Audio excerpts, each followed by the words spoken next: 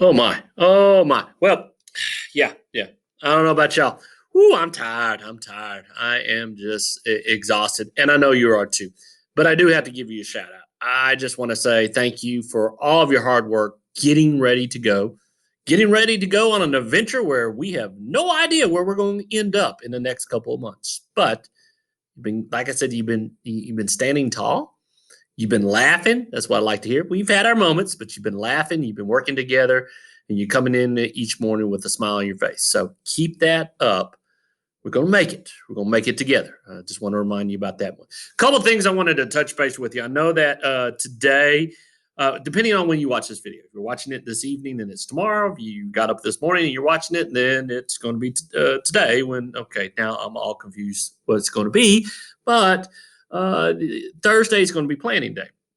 So I did put on the agenda to do a check-in, but I thought I'm going to do this, and that way take the check-in out, so that way you can get to Krause teachers, and for those of you starting in the morning to start planning, go for it. Okay, so we'll do a check-in later on just to kind of get more practice on logging into Google Classroom and clicking on those links that we need to. But a couple of things I want to touch base, and I'll try to make this not too long and everything if I don't get too preachy. But you know how I am. Again, let me remind you, please, let me remind you, it is a new protocol that we have to start getting used to. When you come in the morning, you need to make sure you scan that QR code that gets you to that Google form to check in. This is a way that we can help if it comes down that someone gets something, we can track it. We're doing this on all campuses. You just need to do it one time. If in other words, if you come into Alta and you have to go back out your car, you just do it one time, but you need to do it first thing in the morning. Now, Ms. Schramm has said, and it is, you can, for those of us who, if you got a fancy phone or anything else like that, you can save the Google form to your desktop. So every time you come in, instead of scanning, you can just go right there, fill it out, boom, ready to go. We're going to be reminding, and I'm going to start reminding folks because this is kind of it's new. We haven't had to do this before, so we have to make a new habit, and a new habit means you got to do it over and over again. So please make sure you come in the morning, scan the QR, or take your phone and make sure you have it on your desktop. Fill out the Google form. It's just your email and yes, no, and that's it. And you're good to go. I want to say your rooms, 99% of you, and that 1%, I'll get with you later, but 99% of you, your rooms are ready to go. I don't think you need to do anything else. I'm going to be very honest. I know some of you are like putting up the cutesy little things and stuff like that. You're making your nest. But if you have the basics, and what I mean by the basics, you have the desk out, you have an idea of I have this many kids, I can put them out. Your room, how you want to imagine the kids, when they need to line up to go to lunch and things like that, how the flow will go. If you got that ready, you're ready to go. Now, if you're not there, my suggestion is by tomorrow, by the end of this week, you need to have that room ready to go because really the meat of everything that we're going to end up start doing is starting on Thursday. And that comes with the planning when we're getting together. We're going to plan. We're going to continue to plan on that Friday. Then we have training with Education Galaxy and things like that. So you don't, when I say rooms being ready, don't worry about that little cute little poster you want to put up and everything. If you have it set where kids can come in, they can sit down, maybe a little distance between each other. You can get in there, you can do your teaching, you're good to go. Okay, so don't think you have to make it all artsy and things. I know how I was the same way, but once I put things up, I kept the same posters up the whole year long. At this point, you don't have to. Don't worry about it. And again, let me remind you, we're talking about switching teachers. So remember, you need to make sure that if you're a reading teacher, you might want to get with your partner, your math teacher, and say, okay, if you need to put something up, where do you need? Leave some space. I would rather see rooms anyway decorated with anchor charts all year long. So that's just me. So again, you're doing great. I said 99. It's 100%. I'm just kidding. The rooms are looking really good. I'm very proud of you. Another reason I'm saying about the rooms being ready, I have been pondering in my mind on how to do open house. This Wednesday, today would have been the open house for us, if you're meet the teacher night, whatever you want to call it. We would have had a large number of families and the whole Market Street would have been backed up with parking and all of this going on.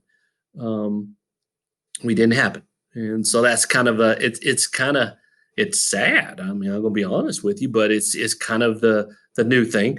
But I am looking at an open house now. What as a district, I was kind of planning: is there a way we could do it safely and in a structured way for everybody?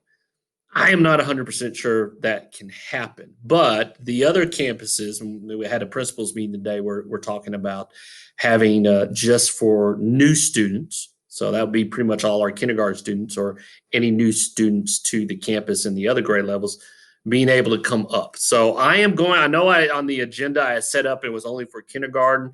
I may adjust those times a little bit, but just to be aware, again, if I do it, it is going to be limited by the number. Maybe just one parent and the student.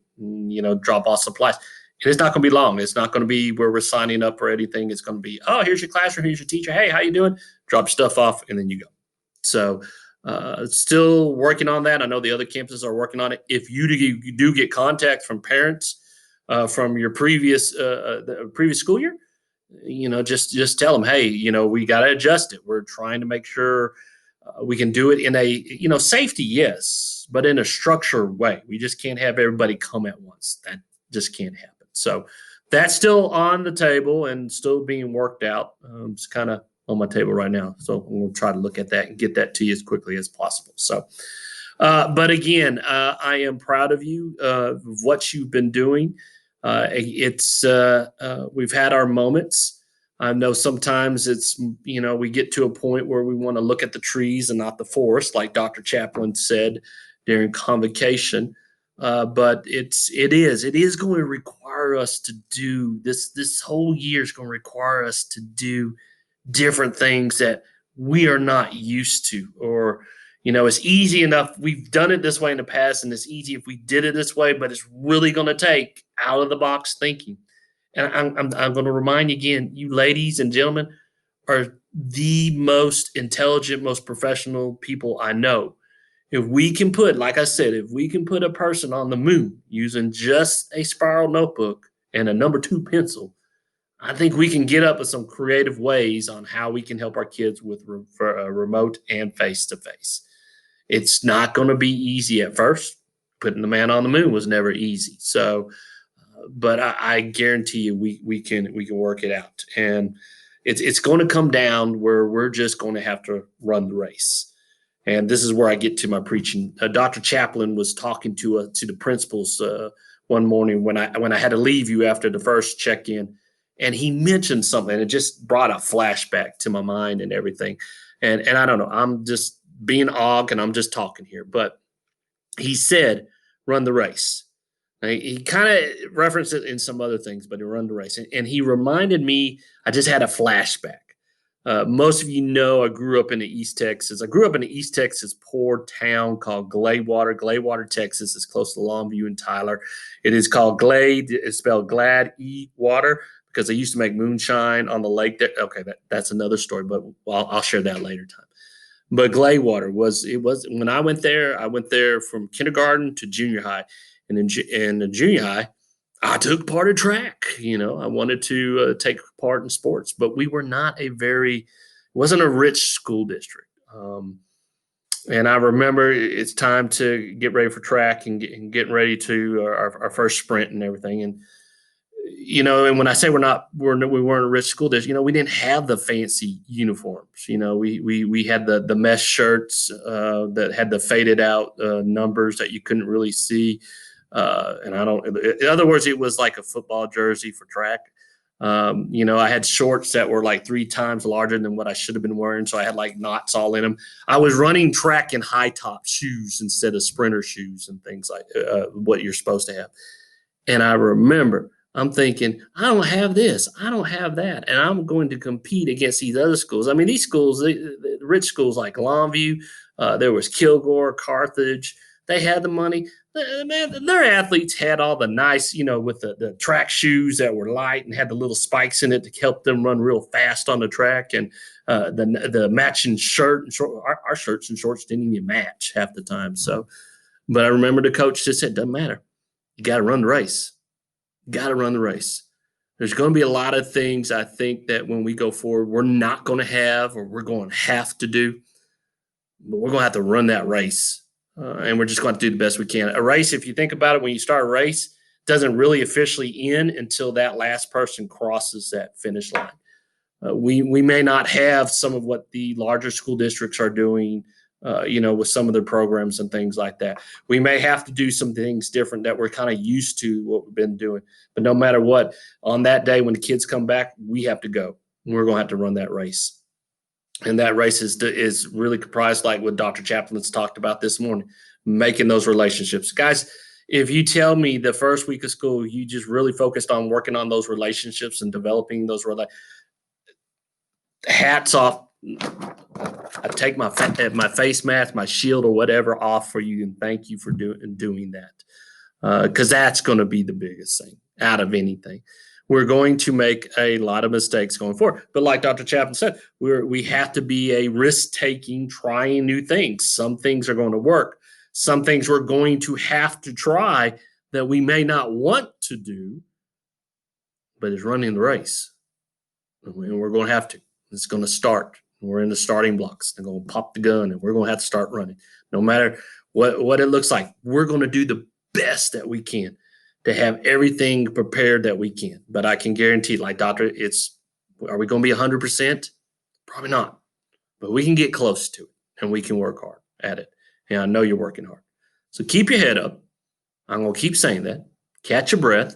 If you watch this video this evening, by all means, take a break. Relax, enjoy some time with your family. If you watched it in the morning, get your head up, smile. You matter.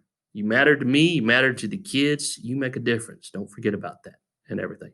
So until then, have a great day planning or whenever. I'm not sure when you're going to watch this video. We got it. We're going to make it together. Talk to y'all later.